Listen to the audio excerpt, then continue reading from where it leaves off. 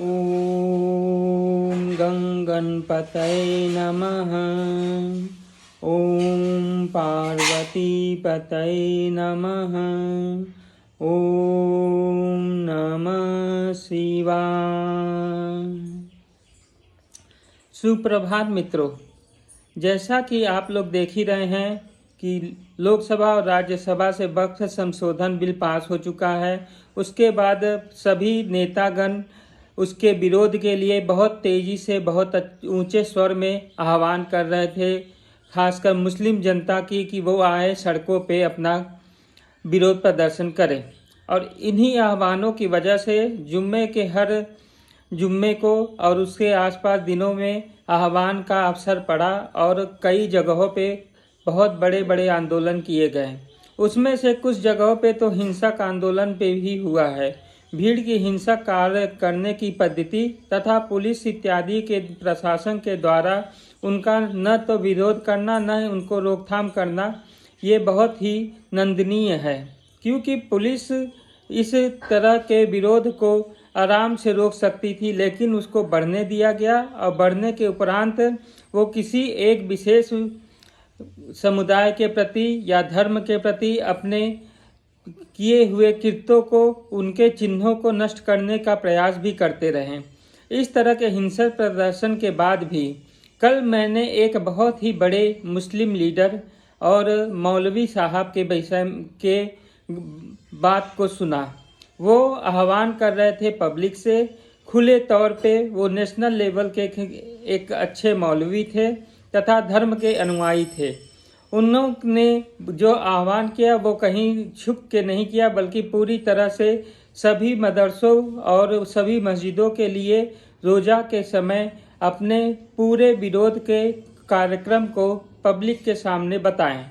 उनका जो ये था, वो उनका मूल जिसमें उद्देश्य ये था कि किसी तरह सभी लोगों को, लाखों लोगों को सड़कों पे लाया जाए। और इसके लिए उन्होंने एक अच्छी रूपरेखा भी तैयार की। रूपरेखा ये थी कि जहाँ जहाँ पे इंडिया गठबंधन यानी बीजेपी और उसके मित्र दोस्तों का शासन है, वहाँ पे वो किसी भी तरह का रास्ता जाम, रोकथाम या किसी तरह का हिंसक इत्यादि कोई भी प्रदर्शन न करें, बल्कि वहाँ पे विरोध का एकमात्र रास्ता ये रहेगा कि आप लोग मात्र अपने हाथों में काला कपड़ा बांध के ह्यूमन चेन बना के रास्ते के किनारे खड़े रहें, किसी भी व्यक्ति को कोई असुविधा न हो। ऐसा आह्वान उनका किया गया, खासकर उन राज्यों में जहाँ पे बीजेपी शासित सरकारें चल रही थी। और उसके अलावा उन्होंने बाकी अन्य राज्यों के लिए कुछ भी नहीं कहा। क्यों? क्योंकि उनको मालूम है कि अन्य जितनी पार्टियां हैं, खासकर इंडी गठबंधन के लोग, वो वोट बैंक की राजनीति के लिए उनका साथ मौन रूप से देते रहेंगे। और यही था कि उनका मौन सपोर्ट इतना था कि शिक्षकों के द्वारा किया गया कोई विरोध या ज्ञापन देने की पद्धति पे उनके ऊपर कुछ असामाजिक तत्वों को प्लान करके फिर उन्हें पीटा गया। तब इस समय जनता के साथ ही कुछ दिन पहले ही या कुछ घंटों पहले ही हमारी सीएम वो कह रही थी कि हम सभी शिक्षकों के साथ हैं जिनकी नौकरियां चली गई हैं। और उसके दूसरे दिन ही उनका कस्बा में पिटाई होती है।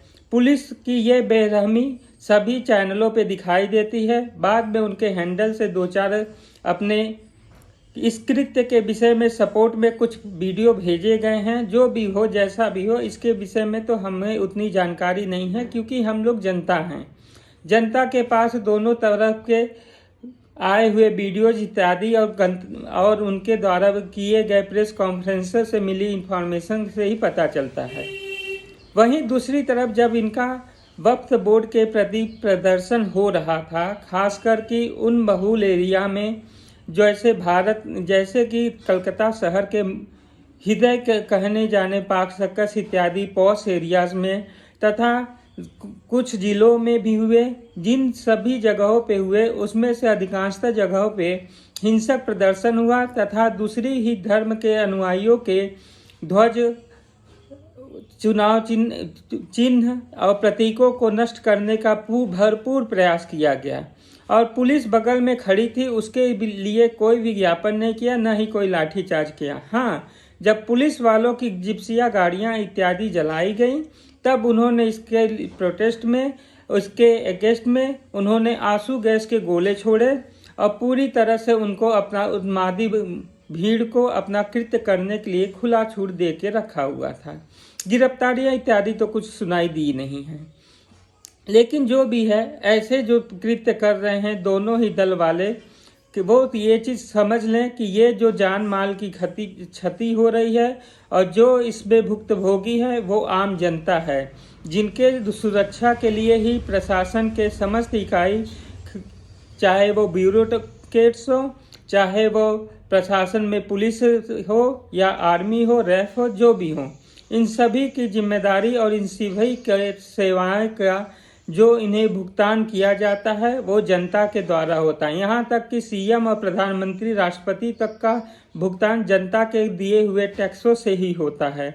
तो वो ये न सोचें कि उनका किया क्या ये राजनीतिक हथकंडा और किसी को उकसाकर इनके जान माल की क्षति पहुंचाना और पब्लिक प्रॉपर्टी को नष्ट करना, ये बहुत अच्छी लग रही है। ये चीज़ बहुत ही खराब है, क्योंकि जब भस्मासुर को और कोई नहीं मिलता है तो उसी को नष्ट करने के लिए वो आगे बढ़ता है जो उसे वरदान देता है। तो ये चीज़ हमेशा प्रशासन वाले सोच के रहें। आज जिसके पक्ष में वो लोग अपने मौन निमंत्रण या मौन समर्थन कर रहे हैं, कल वही उनके उस मौन को पूरी तरह से हिंसक तौर से इसे नष्ट कर देंगे और फिर उनका वजूद भी मिलना मुश्किल हो जाएगा। अति सर्वत्र वर्जयेत, इस चीज़ को ध्यान रखते हुए कम से कम अपने कर्तव्य का सही ढंग से पालन करें और राज्य सरकारों में, खासकर इंडी गठबंधन के सरकारों के राज्यों में यदि जरूरत पड़े तो अर्धसैनिक बलें और केंद्रीय रिजर्व बलों की भी आवश्यकता केंद्र के सामने दे और उन्हें बुला के अपने यहाँ शांति व्यवस्था बनाए रखें।